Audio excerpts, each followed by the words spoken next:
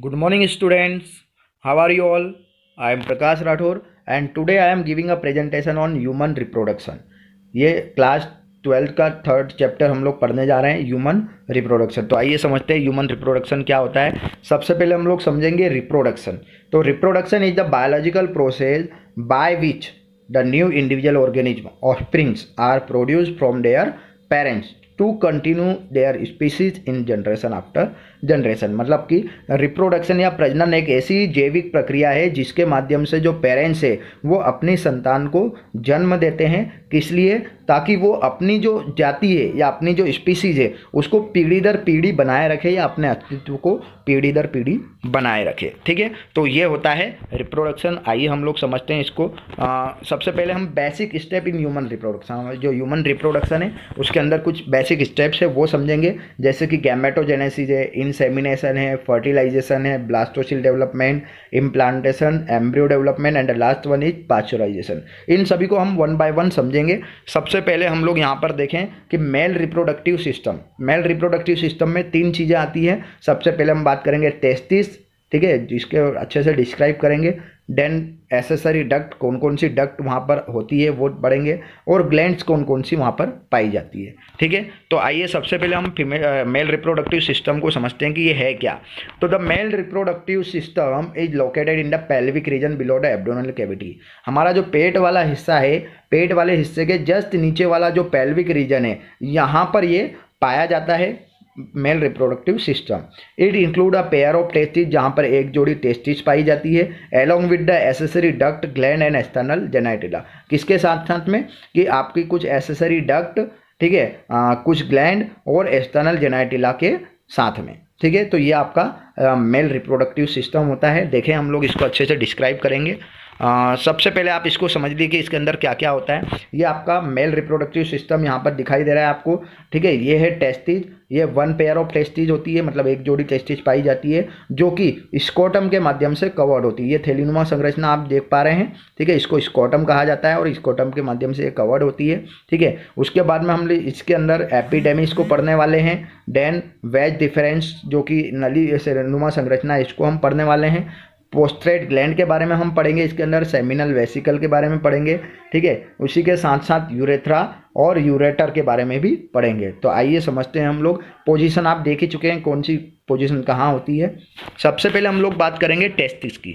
तो टेस्टिस की बात करें तो टेस्टिस के अंदर आप देख पा रहे हैं जो मेन इंपॉर्टेंट चीज़ है वो मैं बता रहा हूँ। सेमिनिफेरस ट्यूब्यूल, ये आप येलो कलर के स्ट्रक्चर यहाँ पर देख पा रहे हैं, अलग अलग कंपार्टमेंट। ये सेमिनिफेरस ट्यूब्यूल है। इसके बाद में ट्यूनिका एल्बुनिका, इसके बारे में हम लोग पढ़ेंगे। ठीक है, देन बॉडी ऑफ एपिडर्मिस, ये एपिडर्मिस की बॉडी है, इसके बारे में हम पढ़ेंगे, और वेज डिफरेंस के बारे में पढ़ेंगे। ठीक है, तो आइए समझते हैं हम इनको वन बाय वन। टेस्टिस देखेंगे। Testis are situated outside the abdominal cavity within a pouch called scrotum. जो टेस्टिस होती है, ठीक है, वो हमारी एब्डोमिनल कैविटी के बाहर की ओर पाई जाती है। मैं अभी बता ही चुका हूँ, है ना, उसके नीचे की ओर पाई जाती है, मतलब पेट के नीचे वाले हिस्से में, है ना, और ये पाउच के फॉर्म में पाई जाती है, मतलब थैलीनुमा संरचना में पाई जाती है, जिसको स्कॉटम कहा जाता है। स्कोटम की बात करें तो स्कोटम क्या है? तो the scrotum help in the maintaining the low temperature. ये हमारा जो टेम्परेचर है, ठीक है, उस नीचे वाली जगह का जो टेम्परेचर है उसको लो करके रखने का काम करता है या उसमें मदद करता है। लगभग 2 to 25 डिग्री सेल्सियस टेम्परेचर जो है उससे भी कम टेम्परेचर को ये वहाँ पर मेंटेन करके रखता है, ताकि स्पर्मेटोजेनेसिस की जो प्रोसेस है, मतलब कि स्पर्म बनने की जो प्रक्रिया है वो किसी प्रकार से प्रभावित ना हो। ठीक है, देन उसके बाद में देखेंगे इन एडल्ट इस testis is oval in shape. जो एडल्ट व्यक्ति होता है उसमें ये ओवल शेप में पाई जाती है। इसकी लेंथ की बात करें तो लगभग 4 से 5 सेंटीमीटर होती है, और इसकी विड्थ की बात करें, है ना, चौड़ाई की, तो ये 2 से 3 सेंटीमीटर की होती है। और testis is covered by a dense covering, जो कि एक डेंस कवरिंग के द्वारा कवर्ड होती है। ठीक है, जब बात करें इस टेस्टिस हैज अबाउट 250 कंपार्टमेंट। ठीक है, हर एक के अंदर लगभग 250 कंपार्टमेंट होते हैं एक टेस्टिस में। ठीक है, जिसको हम टेस्टिकुलर लोब्यूल्स के नाम से जानते हैं। ठीक है, आइए आगे समझते हैं। इस testicular lobule contain 1 to 3 highly coiled seminiferous tubule in which sperm are produce. ठीक है, मैं अभी जैसे कि इसके पहले डायग्राम में मैंने बताया आपको कि ये देखिए आप, ये सेमिनिफेरस ट्यूबुल जो है वो पाई जाती है लगभग ये 250 कंपार्टमेंट में पाई जाती है, जिसके अंदर स्पर्म का फॉर्मेशन होता है या स्पर्म जो है वो यहाँ पर बनता है। ठीक है, स्पर्म प्रोड्यूस होता है। इस seminiferous tubule is line on its inside by 2 type of cell, है ना। ये 2 प्रकार की सेल से मिलकर बनता है। पहली तो होती है मेल जर्म सेल जिसको स्पर्मेटोगोनिया कहा जाता है, और दूसरी होती है सेटोली सेल। ठीक है, तो आइए जर्म सेल और सेटोली सेल क्या होती है और क्या काम करती है उसको समझते हैं। अगर बात करें मेल जर्म सेल की, तो ये मियोटिक डिवीजन करती है और फाइनली जो है स्पर्म फॉर्मेशन कर लेती है। ठीक है, एक बार फिर देखेंगे कि जो मेल जर्म सेल है, ठीक है, ये मियोटिक डिवीजन करती है और मियोटिक डिवीजन के दौरान स्पर्म का फॉर्मेशन कर लेती है, मतलब स्पर्म बना लेती है। और जो हमारी सेटोली सेल है, ठीक है, ये क्या करती है, ये जो जर्म सेल है उसको न्यूट्रिशन प्रोवाइड करती है ना, उसको नरिशमेंट प्रोवाइड करने का काम करती है ताकि वो जो प्रोसेस है स्पर्मेटोगोनिया की, दैट मीन्स स्पर्म फॉर्मेशन की, वो प्रभावित ना हो।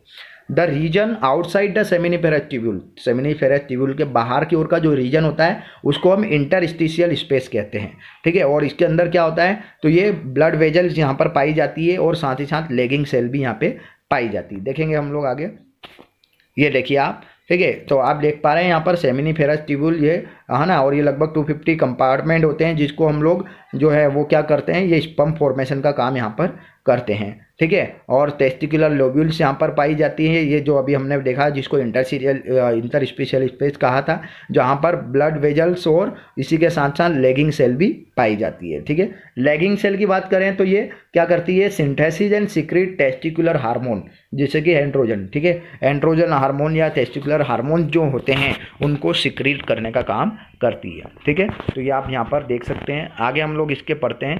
ठीक है, ये डायग्राम मैं आपको बता ही चुका था। एसेसरी डक्ट, अब जो अभी हमने टेस्टिस पढ़ लिया, अब टेस्टिस के बाद में एसेसरी डक्ट पढ़ेंगे। तो एसेसरी डक्ट के अंदर हमने देखा रेटी टेस्टिस पढ़ेंगे, वैसा डिफरेंशिया, एपिडर्मिस और वेज डिफरेंशिया। इन डक्ट को हम लोग पढ़ेंगे 1 by 1। सबसे पहले आप देखें कि ये कहाँ पर होती है। आप देख पा रहे हैं कि वेज डिफरेंस जो होती है, ठीक है, वो आपकी ओवरी से कनेक्ट होती है और ये ओवरी के साथ साथ आपका जो यूरिनरी ब्लैडर है, ठीक है, उससे कनेक्ट होती है, आप देख पाते हैं। ठीक है, देन वेज डिफरेंशिया की बात करें तो ये आप ऊपर की ओर जो कवरिंग देख पा रहे हैं, ये है ना, पर्पल कलर में, लाइट पर्पल कलर में, ये वेज डिफरेंशिया होती है। ठीक है, एपिडर्मिस की बात करें तो ये देखिए आप, ये इससे कनेक्टेड है। ठीक है, और रेड टेस्टिस की बात करें तो ये आपका जो येलो कलर की जो आपके लोब्यूल दिखाई दे रहे हैं, ठीक है, ये इससे कनेक्ट होती है। ठीक है, तो ये कौन कौन सी पोजीशन पर पाई जाती है ये मैं बता चुका हूँ। ठीक है, सबसे पहले रेड टेस्टिस के बारे में पढ़ेंगे, फिर एपिडेमिस के बारे में पढ़ेंगे, फिर वैसे डिफरेंशिया और लास्ट में वेज डिफरेंस के बारे में पढ़ेंगे। ठीक है, ये देखते हैं हम लोग 1 by 1 समझते हैं इनको। सबसे पहले रेटी टेस्टिस की बात करें तो रेटी टेस्टिस क्या करती काम, तो the main function of rete testis to carry sperm from the seminiferous tubule to the efferent duct, है ना। देखिए आप यहाँ पर कि ये क्या करती रेटी टेस्टिस, ये जो स्पर्म फॉर्मेशन हुआ, स्पर्म को कलेक्ट करके, कैरी करके, और ये कहाँ पर लेकर जाती है, वेज डिफरेंशिया में, यहाँ पर। ठीक है, ठीक है, आगे हम देखेंगे इसके बाद में। ठीक है, उसके बाद में देखें वेज डिफरेंशिया में क्या होता है, तो the main function of the vas deferentia duct is to transport sperm from the rete testis to the epidermis. और ये क्या करता है, स्पर्म को ट्रांसपोर्ट करता है ना, देखेंगे हम लोग। ये देखिए आप, ये जो वेज डिफरेंशिया है, ये इसको स्पर्म को ट्रांसपोर्ट करता है कहाँ से, रेटी टेस्टिस से वेज डिफरेंशिया से एपिडेमिस में। ये देखिए एपिडेमिस की आपको ये फनल लाइक स्ट्रक्चर दिखाई दे रहा है, इसमें ट्रांसफर करने का काम करती है ना। आप बहुत अच्छे से समझ पा रहे होंगे। आगे देखेंगे अब एपिडेमिस का काम क्या है, तो इट ट्रांसपोर्ट और स्टोर स्पर्म, है ना। ये एक तो पहले तो स्पर्म जो है उसको स्टोर करके रखता है और उसके बाद में ट्रांसपोर्ट करने का काम भी करता है, जो कि टेस्टिस के अंदर प्रोड्यूस हुआ था। It also is the job of the epididymis to bring the sperm और टू मैच्योरिटी। ठीक है, ये जो है, ये देखिए आप पहले एपिडेमिस क्या करता है कि ये जो स्पर्म है इसको यहाँ पर स्टोर भी करता है, स्टोर करने के बाद में ट्रांसपोर्ट भी करता है वेज डिफरेंशिया में। ये देखिए आप, है ना, इसमें ट्रांसपोर्ट करने का काम भी करता है। ठीक है, आगे हम लोग देखेंगे इसके कि ये स्पर्म को मैच्योर करने का काम भी, स्पर्म मैच्योरिटी भी यहाँ पर होती है। वेज डिफरेंशियल लास्ट हमारा बचा हुआ, इसकी बात करें तो the vas deferential transport mature sperm to the urethra, है ना। मैच्योर स्पर्म जो है वो यूरेथ्रा को ट्रांसफर करने का काम करता है, the tube that carry urine और sperm of the outside of the body in the preparation of for ejaculation.